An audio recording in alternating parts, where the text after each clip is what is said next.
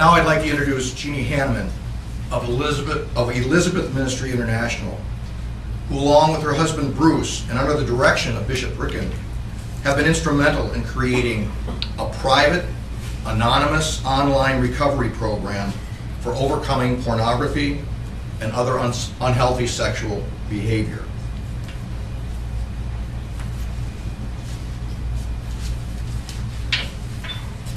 Early exposure to sexual content has a profound impact on children's values, attitudes, and behaviors towards sex and relationships. Though often unrecognized, child exposure to sexual content is sexual abuse. Hear that? Sexual abuse. It can have the same psychological and interpersonal effects as other forms of sexual abuse, including depression, fearfulness, nightmares, and many other symptoms. Children are being legally sexually abused by Planned Parenthood. Planned Parenthood is given millions of dollars of taxpayer money annually, and they have open access to our children to provide pornography to kids. They call it science, and their efforts are to turn them into sex addicts. Why would they do this? Just as the goal of a drug dealer is to make drug addicts, Planned Parenthood's goal is to make sex addicts, and they follow the same business model. For instance, Planned Parenthood's gateway drug is masturbation.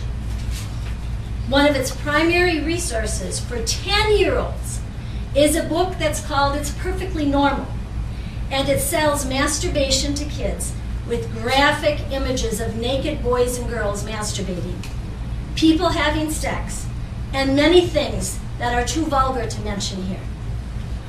If a dirty old man in a park showed a 10-year-old child the graphic images in this book, he would be arrested. Now, First Planned Parenthood creates an environment of sexual risk-taking among our youth. They get the kids addicted to sex, so they sell birth control. When the kids catch sexually transmitted diseases, they sell them the testing services. And when a young girl gets pregnant, then they sell her an abortion. That's the business model, that's the cycle. Taxpaying Americans are funding the absolutely pornographic and child sexual abuse agenda of Planned Parenthood and how they push it on our society. Planned Parenthood normalizes early sexual experimentation, and it portrays sex as casual, unprotected, consequence-free entertainment, while it encourages sexual activity by children with children.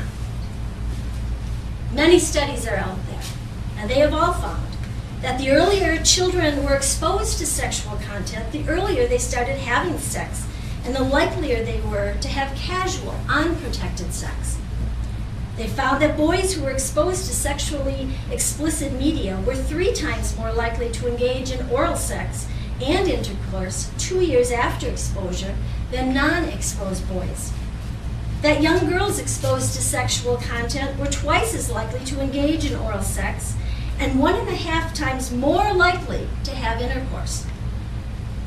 They also find that many sex offenders had childhood exposure to sexual behavior, and that early exposure to sexuality can lead to signs of depressive behavior and autoimmune disease later in life. They find that more than 66% of boys and 40% of girls reported wanting to try some of the sexual behaviors they were exposed to, and by high school, many of them had done so, which increases the risk of sexually transmitted diseases and unwanted pregnancies and abortions.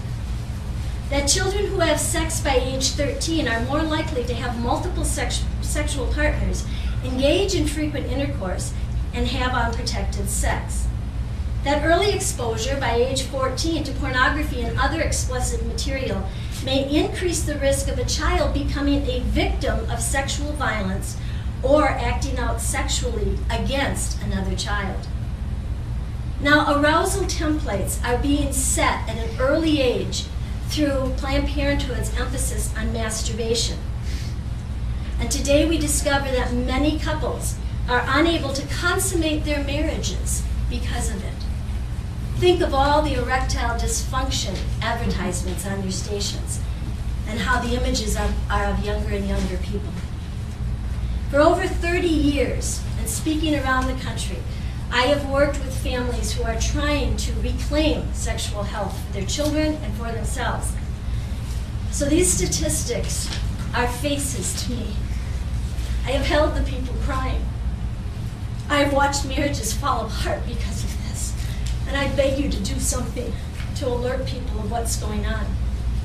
Now, not every child who is exposed to sexual content will struggle with a mental health disorder, but research shows that early exposure is a risk for sexual addiction and other intimacy disorders. Planned Parenthood tells vulnerable children stimulating and intimate things about sex.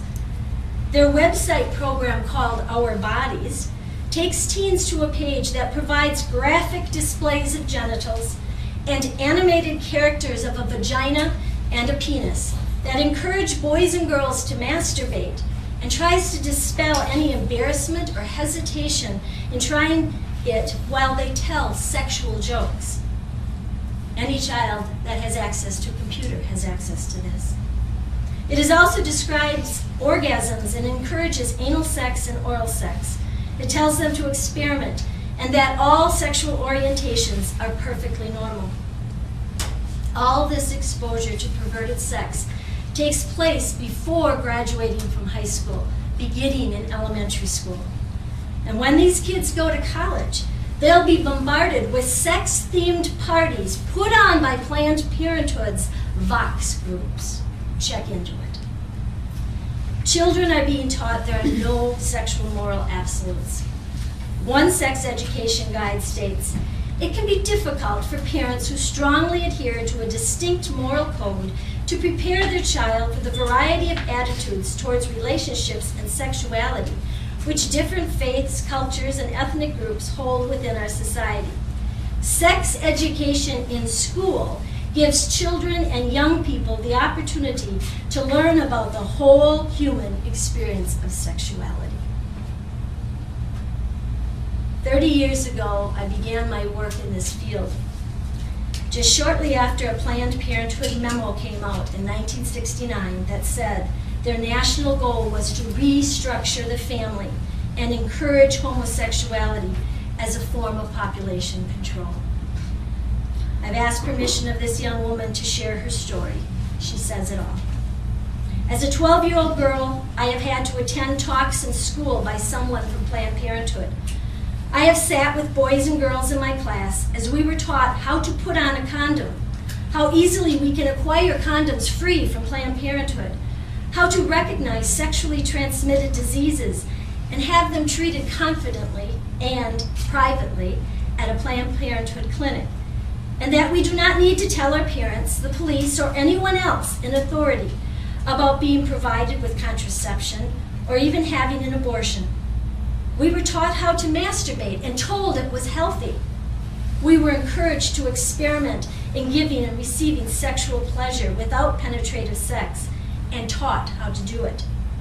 Oral and anal sex were called normal, and we were shown examples of different positions for intercourse and homosexual acts. Any form of sexual orientation was called natural. There was not one mention of abstaining or any discouragement of sexual activities. She came to me after being raped at a young age. Planned Parenthood shows much smut to our children, and they call it sex education, when it is really indoctrination into sex addiction. And it is awarded with our taxpayer money. It really is time to stop this madness. Please have people join us as we pray by Planned Parenthood. Thank you.